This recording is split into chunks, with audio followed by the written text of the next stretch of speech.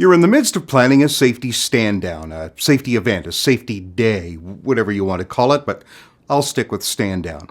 So you've set aside your dates, you got a budget from your senior managers, and you're busy making plans for what you're going to do for your safety stand-down. Now, before you plan any further, I want to pass along some advice that will make your stand-down be much more effective. And here it is. What you do after the stand-down matters more than what you do during the stand-down.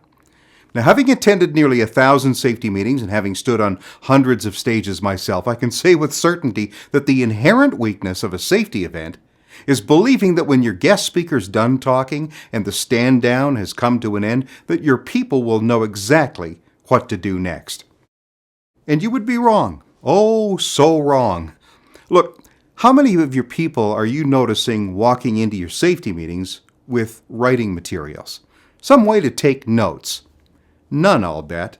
And yet, you've got a stand-down organized that's going to run upwards of a couple of hours, and not one person is taking notes? How are your people supposed to remember all of it, or even part of it? The truth is, they won't. Now it's up to you to remind your people again and again and again of what they heard at the stand-down, the ideas that they were exposed to, the strategies that were presented. You have got to take the opportunity to maximize the investment you made in your stand-down and get the most return on the money you spent by making sure that your people are reminded of the key messages. You need to create a marketing and communication strategy that will last for some time long after the stand-down is over. Because if you don't follow up the stand-down with a planned safety campaign that builds on what was discussed, your people are going to go right back to doing what they've always done, probably within a few days, likely maybe even a few hours. Knowing the safety rules and procedures, well, that's one thing. Imparting that information and getting into the heads and hearts of your people, well, that's quite another.